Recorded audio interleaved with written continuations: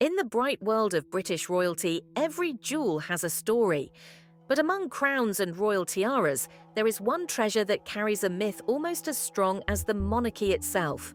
A ruby ring, mysterious and old, passed down only to those who are destined to become queen. One day, this ring may land on the elegant hand of Catherine, Princess of Wales, the woman millions simply call Kate Middleton. For many around the world, Catherine is already the unofficial queen of British hearts. People admire her poise, her calm strength, her unmistakable style. Even before she became the wife of Prince William, newspapers analysed every outfit she wore, every smile, every gesture. Today, she is a global icon, a symbol of dignity and modern royalty. But behind all the photographs and magazine covers lies a story of resilience. Kate has given birth to 3 children: Prince George, Princess Charlotte, and Prince Louis. Her pregnancies were far from picture perfect. She suffered from hyperemesis gravidarum, an extreme form of pregnancy sickness that forces many women into hospitals. For months, she could barely stand without feeling dizzy. Doctors monitored her constantly. Yet she smiled through public appearances and continued her royal duties. Many in Britain say Kate earned their respect not because she married into royalty, but because she showed strength. Meanwhile, across the ocean, another branch of the royal family raises questions about succession. Prince Archie and Princess Lilibet, the children of Prince Harry and Meghan Markle, are technically in the line of succession. Yet they are unlikely to ever wear the crown. Too many people stand before them, Prince William and his 3 children. But royal destiny has never been simple. Britain has witnessed kings crowned by accident, queens who never expected power, and princesses whose lives were shaped and sometimes ruined by the crown. One of them was Princess Adelaide of Saxe-Meiningen, a young woman whose story is both tragic and extraordinary, and she is the reason why Catherine may inherit that legendary ruby ring one day. Let's go back in time. Over 2 centuries ago, Britain stood at the edge of a crisis. The ruling king, George III, was slipping into madness.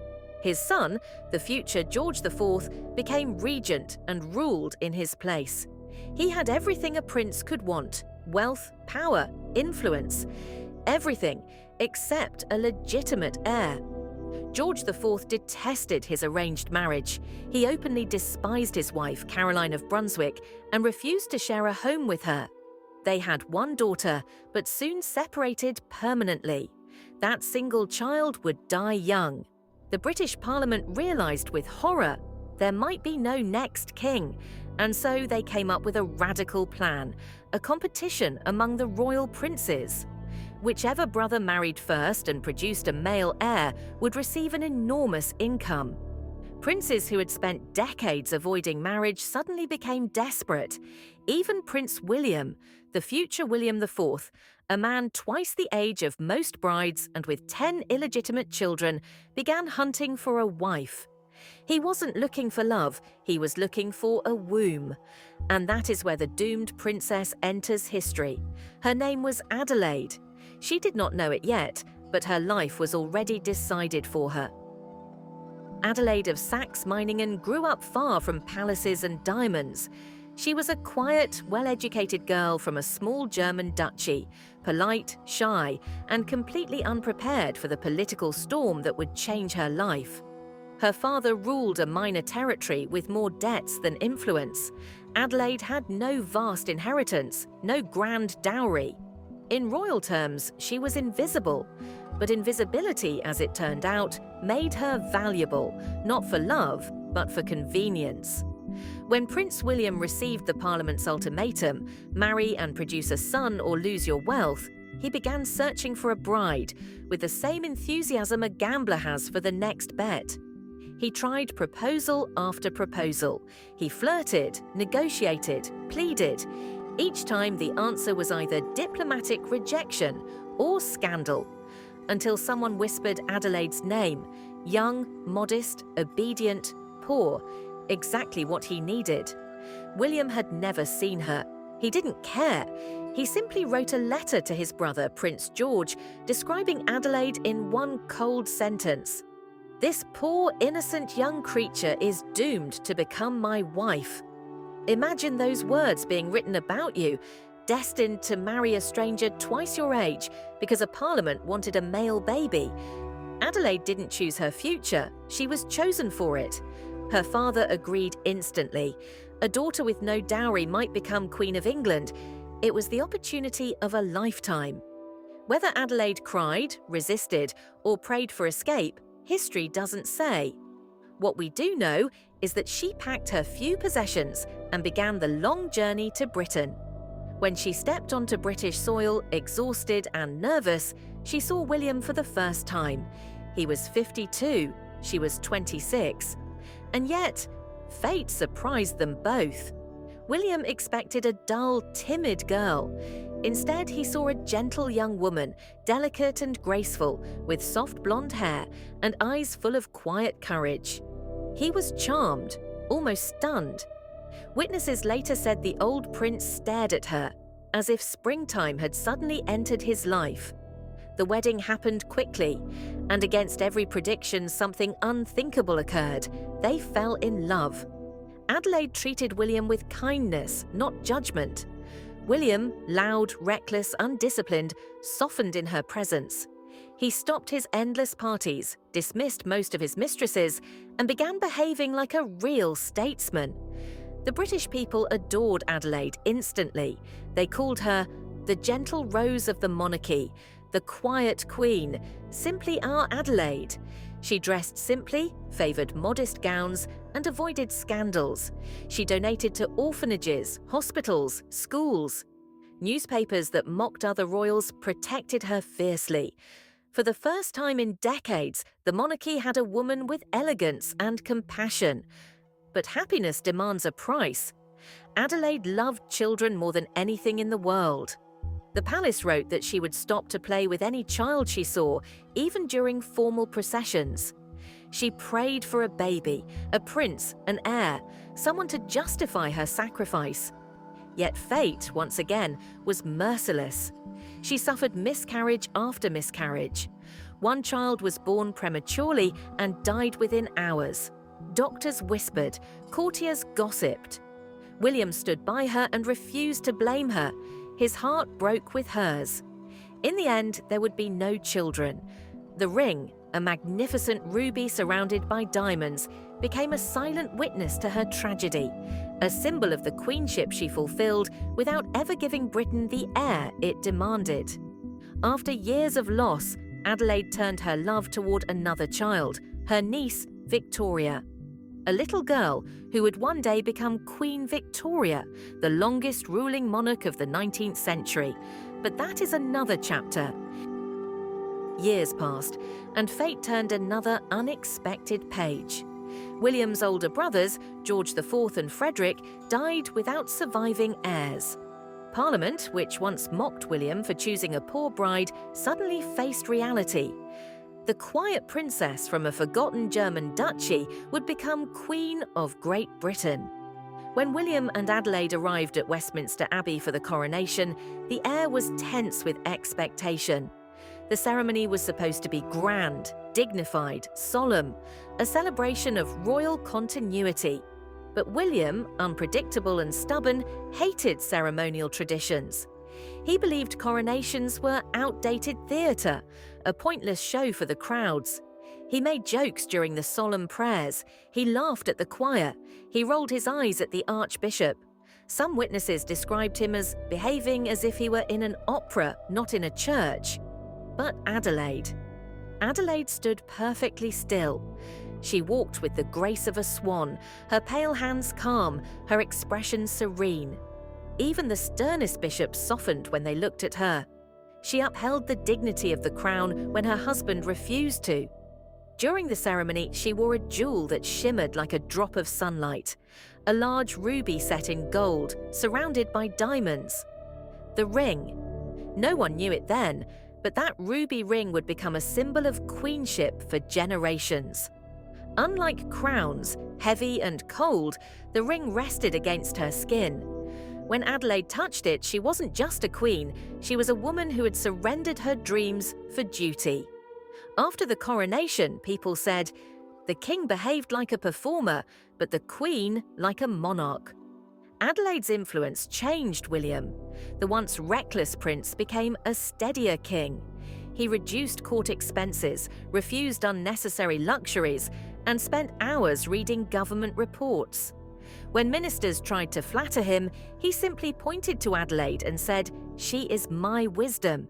Yet, despite her calm exterior, Adelaide carried a quiet ache. She still had no child. Her miscarriages were followed by a stillborn twin pregnancy. The palace grew silent and tense. Newspapers speculated. Whispered rumours blamed her.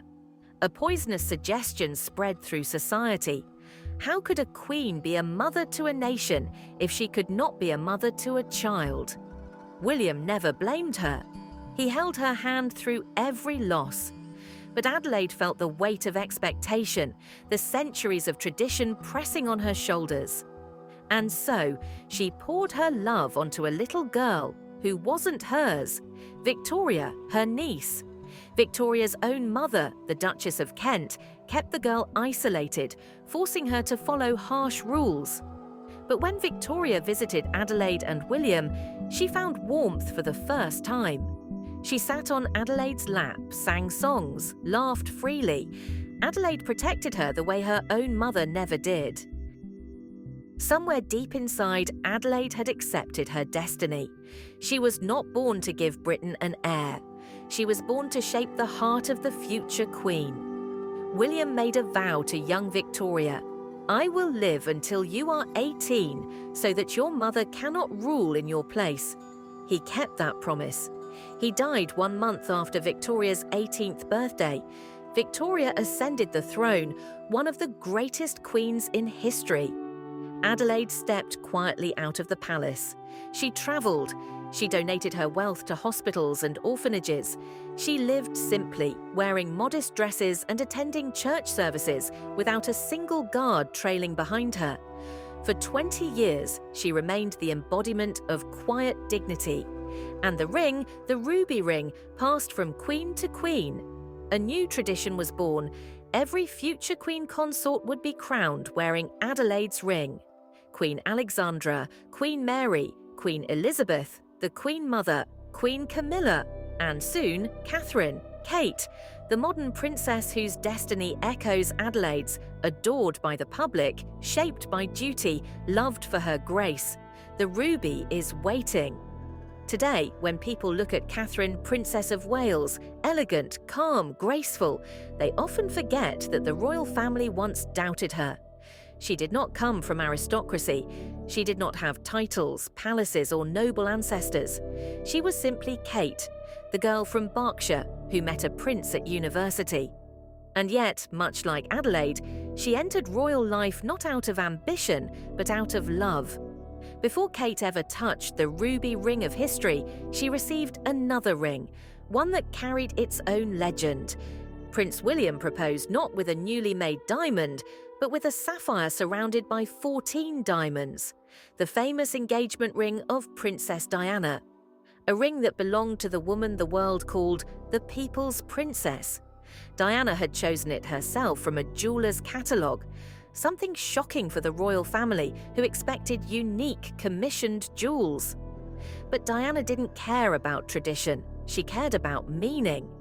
Blue sapphire is the stone of loyalty and truth, a symbol she hoped would reflect her marriage.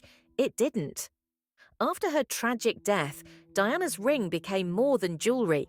It became a symbol of legacy, a reminder that royalty is not about perfection, but about humanity. When William placed that ring on Kate's finger, he said, "I wanted her to be part of this journey with us." But what he really meant was simpler. "You will carry my mother's memory." Kate wears the ring constantly, not because it's fashionable. It isn't. Many critics call it too big, too outdated. But Kate understands something they do not. Rings are history, rings are promises, rings are destiny, and destiny has always chosen her. While other royals struggled with scandals and tension, Kate shaped her role with quiet strength. She didn't demand attention, she earned respect.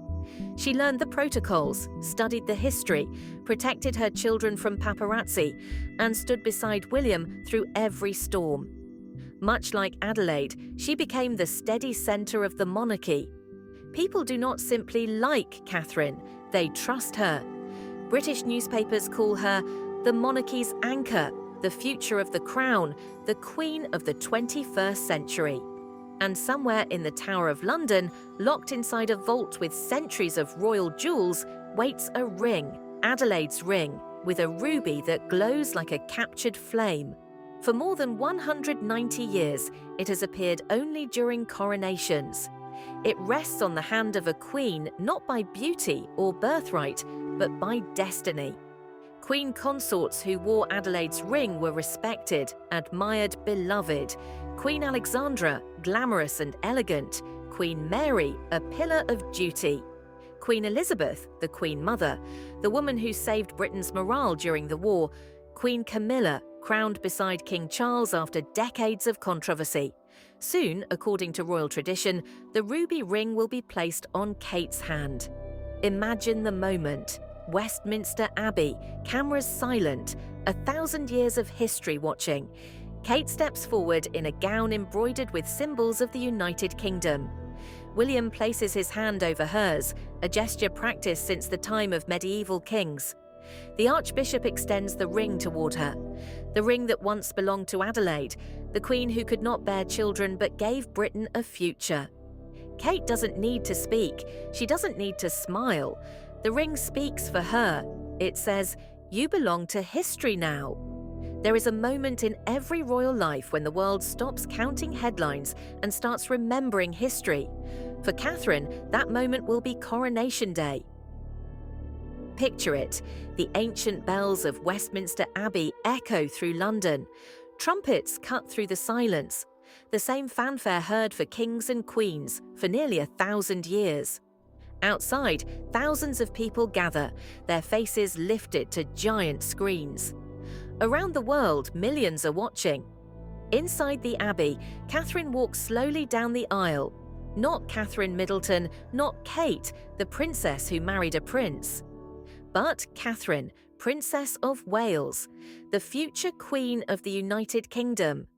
Every step she takes feels symbolic of a girl from an ordinary family who became a global icon, not because she demanded attention, but because she carried herself with dignity. And then, a simple gesture transforms her life. A velvet cushion is carried forward. On it rests the ring, Adelaide's ring, the ruby glowing beneath the lights of the Abbey. The stone catches fire as if the past is breathing through it, a spark of every queen before her. Queen Adelaide, Queen Alexandra, Queen Mary, Queen Elizabeth, the Queen Mother, Queen Camilla. All of them touched this ring. All of them became part of a chain of destiny. It is more than a jewel, it is a contract with history. Kate extends her hand, not shaking, not nervous, just steady. A lifetime of preparation leads to this moment. Every speech, every charity visit, every headline that tried to break her. Every moment she stood in silence and smiled through pressure. The ruby touches her skin. The Archbishop speaks, "Accept this ring, the symbol of your dignity and honor." But the ring means more than honor. It means duty, sacrifice, responsibility. The symbolism is ancient. When a queen consort receives the ring, she is, in a sense, betrothed to the nation, just as Queen Elizabeth I once said she was married to England. Kate becomes part of the country she vowed to serve. Somewhere deep within the vaults of the crown, jewels lies another ring, the Sapphire coronation ring reserved for reigning kings and queens. William will wear it. It is the ring worn by Queen Victoria and Queen Elizabeth II. The sapphire represents wisdom, truth, and sovereign power. But Catherine's ring, Adelaide's ring, represents something different. The heart of the monarchy, the endurance, the compassion, the quiet strength of women who held the crown together while men wore it. When the ceremony ends, the world will see a queen, but William will see his partner, the girl who walked the halls of a university with him, laughing, barefoot, hair windswept. And Catherine will feel something Adelaide never did. Not loneliness, not duty without love, but partnership. Because Kate's story isn't Adelaide's tragedy repeated. Kate's story is Adelaide's story healed. The ruby ring that once symbolized sacrifice now symbolizes continuity. A monarchy built not on fear or obligation, but on partnership, empathy, and a modern definition of royalty. Kate does not wear history, she transforms it. In that moment, the monarchy changes forever. Jewels in the British monarchy are never just decoration, they are language. A language of power, sacrifice, and destiny. Every stone on the hand of a queen tells a story, and the three most famous rings have shaped the legacy of three extraordinary women: Queen Adelaide, the ruby ring, Princess Diana, the sapphire engagement ring, Catherine, future queen, who may wear both. Let's uncover why these stones are more than jewels. The ruby, fire and sacrifice. The ruby of Adelaide's ring represents fire, not passion, sacrifice. Historically, rubies were believed to protect their wearer from harm. In medieval texts, monarchs wore rubies into battle because they symbolized the blood of kings, loyalty to the realm above loyalty to oneself. Adelaide's ruby became the first coronation ring of a queen consort. It wasn't a love token, it wasn't a wedding ring, it was an oath that a queen would stand beside the king, support the crown, represent stability and dignity. Adelaide fulfilled that oath, even when her personal life was filled with heartbreak. The sapphire, truth and legacy. Diana's engagement ring carries the symbolism of the sapphire. Sapphires were once believed to reveal the truth. If a wearer was unfaithful, the stone supposedly changed color. In ancient law, sapphires represented loyalty, justice, and emotional clarity. Diana chose it not because it was expensive, but because it reminded her of her own mother's ring. A simple, deeply human decision in a world where humanity was rarely allowed. And when William gave that ring to Catherine, he wasn't just proposing, he was protecting memory. He was saying, "You are part of the continuation, not the replacement." Diana's legacy passes not to royalty, but through love. Two women, one destiny. Adelaide and Diana never met, separated by more than a century. One wore a ruby that symbolized sacrifice. One wore a sapphire that symbolized truth. Catherine may someday wear both. That has never happened in modern royal history, a woman touched by the symbol of sacrifice and the symbol of truth. Kate doesn't inherit jewels, she inherits promises. The crown that awaits. At Catherine's coronation, another jewel will take centre stage, the St. Edward's crown, the most sacred object in British regalia. It weighs over 2 kilograms. Monarchs wear it only once, at the exact moment the crown touches their head. The crown contains sapphires from the Middle East. Rubies believed to have been once owned by Edward the Confessor, amethysts, stones of wisdom, pearls worn by previous queens. Like the ruby ring, it passes through time from head to head, life to life. It is not a symbol of power, it is a symbol of responsibility. Kate understands that. She is the first future queen to enter monarchy not through birth, but through choice. A modern love story inside an ancient institution. What makes a queen today? In the past, queens were chosen for lineage, bloodlines, alliances. Today, a queen is chosen by the people's hearts. Kate is not queen because of William. Kate is queen because Britain trusts her. Because when she stands in silence, holding the hands of her children, comforting strangers, walking through crowds without fear, she embodies something monarchy cannot function without: human connection. A ruby represents sacrifice. A sapphire represents truth. Together, they reveal what a modern queen must be: strong, honest, compassionate. Kate Middleton is all three. And one day, when the ruby ring slides onto her finger, history will not be repeating itself. History will be evolving. The day finally arrives. Westminster Abbey is dressed in gold and white, every pew lined with velvet cushions. The vaulted ceilings echo centuries of prayers, whispers, and oaths. Outside, thousands of spectators chant and wave flags, and across the globe, millions tune in to witness history. Inside, Catherine walks alone for a moment, the hush of the abbey falling over her like a gentle cloak. Every step is measured, deliberate. Each footfall echoes the centuries of queens who came before her: Adelaide, Alexandra, Mary, Elizabeth, Camilla. And now, Catherine carries their legacy. Her gown glitters softly under the stained glass, embroidered with symbols of the United Kingdom: roses, thistles, and shamrocks, intertwined with gold thread. It is a quiet statement of heritage and continuity, a nod to the monarchy's complex past and its evolving present. At the altar, Prince William waits. His face is calm but solemn, aware of the centuries of tradition pressing down on this moment. His hand extends, guiding her forward as the Archbishop begins the ancient liturgy. Then the moment arrives. The ruby coronation ring of Queen Adelaide is presented. Carried on a velvet cushion, it catches the candlelight and sends sparks of red across the abbey like captured flames.